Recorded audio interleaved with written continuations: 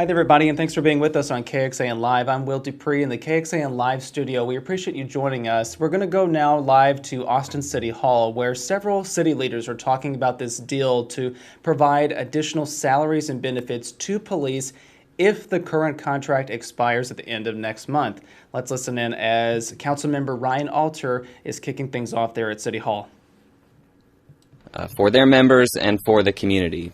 But should that not happen, we were able today to pass an ordinance, and I want to thank the mayor for his leadership on this and really starting the conversation and helping along the way to make sure that should we not have that contract and should we reach March 31st, that we continue to value our police officers come April 1st. They don't lose any value to our community just because they fall out of contract. And so what we're trying to do today is preserve their pay, preserve their benefits to the maximum extent allowable under law, while also preserving oversight that our community needs and wants when it comes to policing. So I think this is the responsible step forward. I think it's time for us to stop talking past each other and just trying to blame each other, and instead come together and figure out what is the best way forward. And hopefully that means both sides come to the table and reach an agreement. But should that not happen, we are taking the responsible step today to make sure that our community continues to be served and that we continue to value the officers in our community. And with that, I'd like the mayor to come up, and thank you very much. Thank you, Council Member, and I appreciate your leadership on this. I want to talk about two things. I want to talk about what happened today, because today was a very significant event. But I also want to talk about what's going on at City Hall, because that's also important, and it sometimes gets missed when we go from council meeting to council meeting, item to item. I ran for mayor last year saying that, in my view, there were things that were out of alignment at City Hall. I even likened it to, a car whose tires are out of alignment. It's still moving forward, but it shimmies and it may pull one direction or the other, and it's not making the progress that you want to see made. And we inherited a government that was out of alignment on a number of issues. And some that are very frustrating to us and that are frustrating to the public who want immediate reaction, and I get their lack of patience on things. But I want to point out a couple of things. Just 2 weeks ago, we had a city council meeting where the lack of alignment between the manager's office and the city council was very profound, even up to and including a manager refusing to take specific direction from the council. A lack of alignment between the citizens of this town and those citizens, in the sense that there was an effort that would have been able to block those citizens from being able to use the petition system, something that our charter says they have a right to do in order to petition their government and have an election on that. And I said just last Wednesday that we were in a very significant and solemn day, yet their lack of patience on things. But I want to point out a couple of things. Just 2 weeks ago, we had a city council meeting where the lack of alignment between the manager's office and the city council was very profound, even up to and including a manager refusing to take specific direction from the council.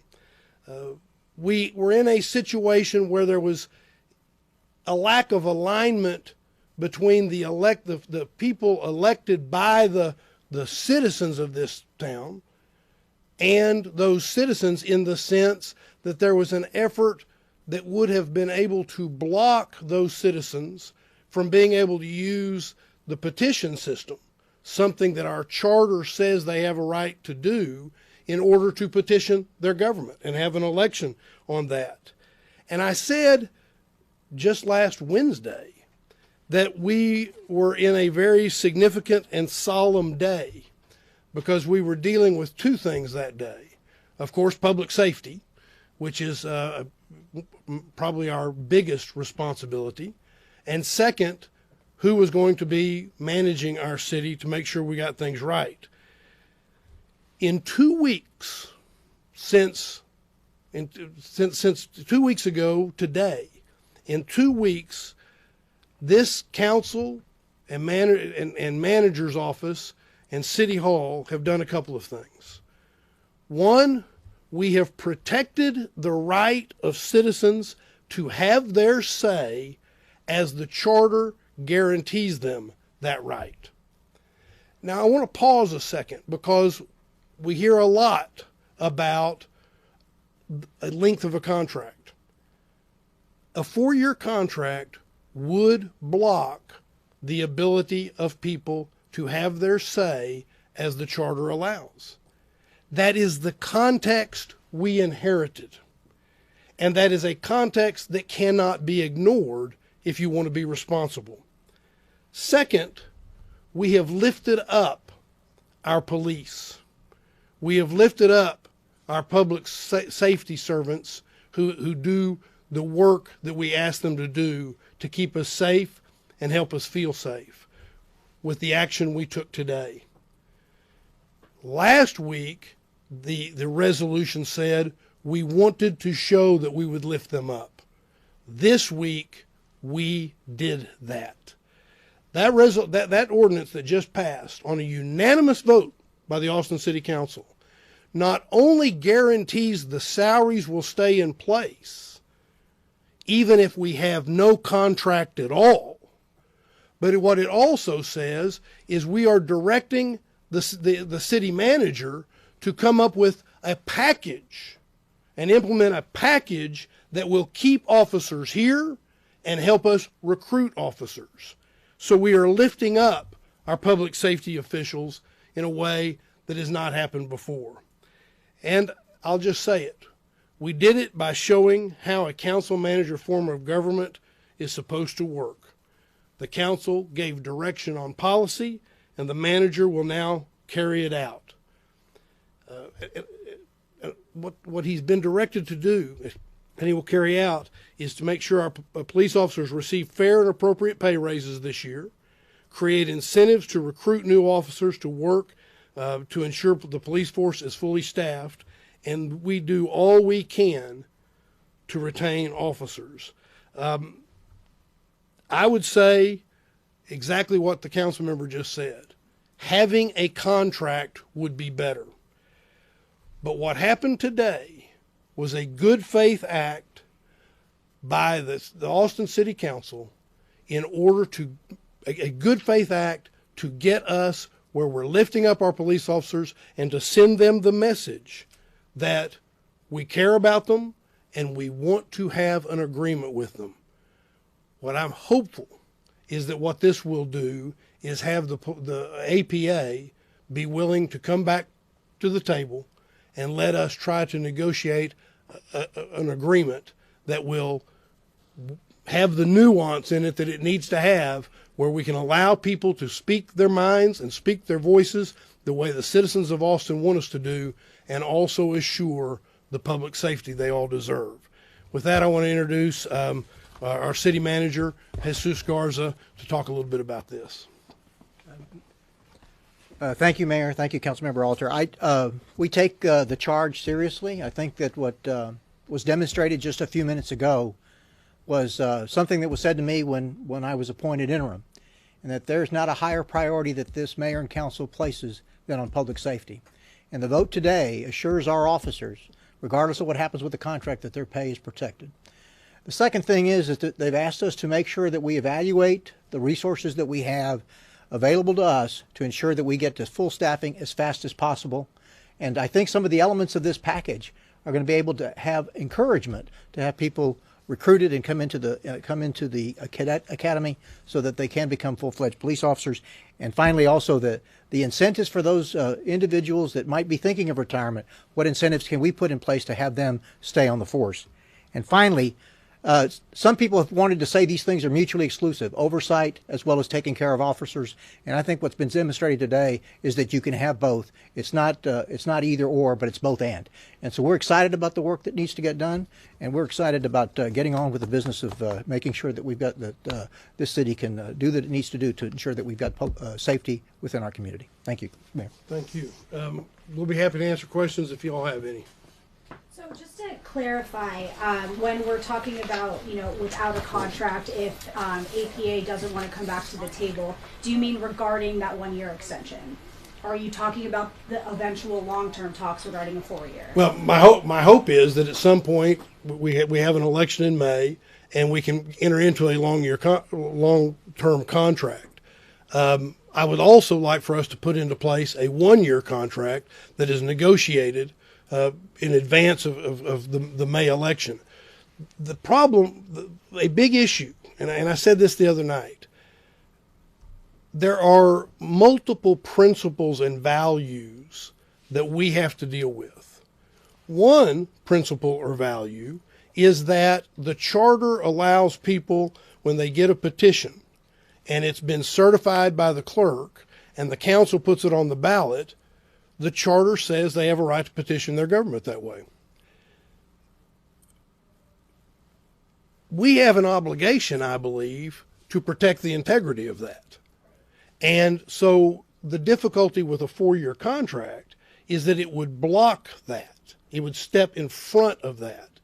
So what we've said is we want a contract with our police officers, but we have an obligation to deal with these intertwined principles. What we did today, which may be your question, but what we did today is we said, even if there is no contract, whether there's a 4-year contract, a 1-year contract, or whatever, no contract, we are protecting the pay of our police officers. So it's fair to say this is a safeguard? It is absolutely a safeguard. Not only is that fair, that's a very good way of describing it. It is a safeguard and it is an incentive. The safeguard is their salaries are protected. That's in part 2 of the ordinance. But the other part of it is we've directed the manager to go beyond that, to look at how we can increase pay, how we can incentivize people to stay on the force with pay, how we can incentivize people to come and be part of our force. This is a demonstration of how strongly we feel. We're going to safeguard our police officers, but we're also going to enhance the system so that we can be fully staffed. You had a question. Mayor Watson, yes. I know that you called this press conference specifically to talk about the police contracts. Respectfully, I want to ask you about the street takeover incidents that happened over the weekend. Our team at CBS Austin reached out to your office every day this week and hoped to get some more information following that statement, and every request was declined. Now you have the governor stepping in and saying that we need to have a task force to look into what happened last week. I want to read to you a quote that you had said following the winter storm. You said, quote, "I've been frustrated and disappointed in the communication that I feel like should have been better with the people of the city. A press conference like this to answer questions should have happened before now, but we'll address those issues about how we communicate when we get past the life and safety issues that we still face." We're past those life and safety issues. Why hasn't a press conference about that from your office been called so far? Well, because a couple of reasons. One is that it's a policing incident, and I relied upon the chief. I was in contact with the city manager at all times, and I was in contact with the chief at all times, including in situations where we didn't want to have a press conference because intelligence might be utilized in order to make arrests that ultimately were made. It's a policing incident, and while I'm aware of what may be going on, I think it's better for the chief of police in situations like this to be there to answer those questions and speak about what needs to happen. I will actually tell you that I'm pleased that the governor has stepped in, because one of the things that I think has been a little bit lost in this and is the fact that these street takeovers, that's not just an Austin deal.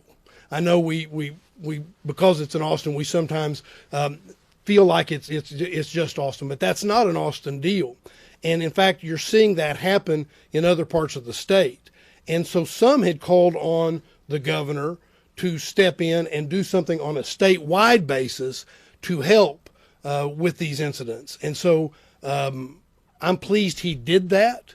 I'm glad he did that because, as I said in my statement at the time, it was lawless and wrong, and we needed to get to the bottom of it. And the good news is 7 people have been arrested, and I think you'll see additional actions as we go forward to address things like this. But I'm looking forward for that task force to be in place, because I think it will be it's one of the ways the state can help local government, and I'm pleased to see they're doing it. A quick follow-up to that. I don't know about everyone else in the room, but our coverage of this has kind of blown through the roof. 3 or 4 times as many page views as we would normally get. This is something that is top of mind for a lot of folks in Austin. Is there any concern about what you need to tell them in the next coming days? Should anything, God forbid, happen like this weekend as well? Is there anything you want to tell those folks? Well, to always be vigilant, always be alert, but more importantly, I empathize with the fear that when we have people, particularly people that come in from out of the city, to engage in activity that we know they are engaging in other parts of the state, I understand their concern about that. Because of this, the chief has put into place, in conjunction with the manager and in conversations with me, the chief has put into place mechanisms for, if the intelligence is that something like this might happen, there will be there'll be resources put to that so that people will be kept safe. Thank you. Sure. Yes, sir. Going back to the ordinance for a second here, Mayor, you've been affiliated with the city for a long time, and ultimately this is a conversation that's happened throughout the years. Why do you think maybe we're here right now, and why is there an ordinance taking place over a contract, difficulty coming to the table potentially? Has this been brewing, you think, for a long time and kind of come to a head now potentially? Look, I think it's a couple of things. One is that I do think that some actions that have been taken in the past that I wasn't on the I wasn't mayor and wasn't on the council, but some actions in the past have created a heightened division, is the way I would talk about that. I would also say that I think we sometimes, on things we get very passionate about, we start looking at it through the lens of it's all or nothing. We have binary choices. Can we have oversight and also have a fully staffed police department? Can we have a city of Austin worthy police force that reaches our values and is just, and also have a fully staffed police force? And absolutely we can. But the debate sometimes gets to where it feels like it's a binary choice. And the final thing I'll say about that is that sometimes it's difficult to look at all of the circumstances that we have to make decisions within. And, I may not like something, but it's the circumstance in which I must govern. So what happens is people like the council member and I start trying to figure out ways to make the system work, even with the context that we find ourselves. That's what's happened here. That's what we're doing. So my hope is that we will get to a situation where we'll all operate in good faith and try to get back to the table and do what we need to do.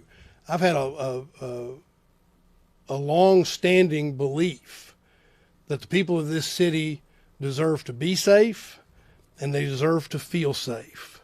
And that means whether you're in your home and wherever you reside and it's 2 o'clock in the morning, you think somebody's breaking in, or if you're somebody sitting in a car and police officers are approaching your vehicle. Nobody should fear the police in this town, and I believe we can do that, but we can only do that if we get together and in good faith negotiate and come to an agreement. Thanks, everyone. everybody for coming. Appreciate it. I'll do one more and then, thank you, Gene, but one We're more. talking about public safety. Do you feel that Austin is a safe city? Yeah, you know, if you look at the numbers, Austin is a safe city. It's a safe city by comparison. But let me be clear. If people don't feel safe, we need to take action. And just because the statistics show that we're a safe city in a lot of ways, there's room for improvement. And there's little question. I want to be very clear about this. There is little question that we're understaffed in our police department. And that will make a difference, not only in whether we're a safe city or how safe we are, but also in the way our people will feel about their safety. So that's why we're doing what we're doing here. Today was a step by the governing body of the city, working in conjunction with the management side of our city, to take action that will get us more police.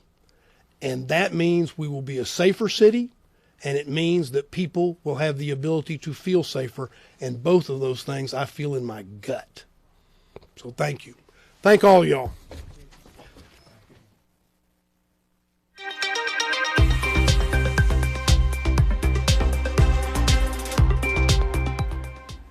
Hi there, everybody. Will Dupree back in the KXAN Live studio. We just concluded a news conference there with Mayor Kirk Watson, Ryan Alter, who's the city council member for District 5, and the interim city manager, Jesus Garza. They were sharing information about this unanimous vote today on an ordinance. The ordinance will allow for police salaries and benefits to continue if no agreement is reached on a new contract with the Austin Police Department. Now, what the majority of the council and the mayor want is for a one-year extension of the current contract to be put into place until there's a vote in May on two different ballot measures about police oversight. You can read more about those police oversight measures over on our website, kxan.com. Right now, it is available for you. However, the police union, the Austin Police Association, says that it does not want to negotiate on this one-year extension. It wants a longer-term deal, regardless of what happens in that vote coming up in May. And right now, the ordinance is in place. So if there is no agreement, if this one-year extension is not put into place and the current contract expires on March 31st, police will still be able to collect salaries and benefits that were guaranteed to them under that previous contract. I know it's a little complicated, but we will break this down all for you on KXAN.com a little bit later, so please stay with us as we continue following these ongoing negotiations about the struggle, really, between negotiating a contract with the Austin Police Department and the city leaders. So you can, again, check out our website a little bit later today for full details about that. Once again, I'm Will Dupree here in the KXAN Live studio. Thank you all for sticking with us for as long as you have this afternoon. We will see you back here at another time. Take care, everybody.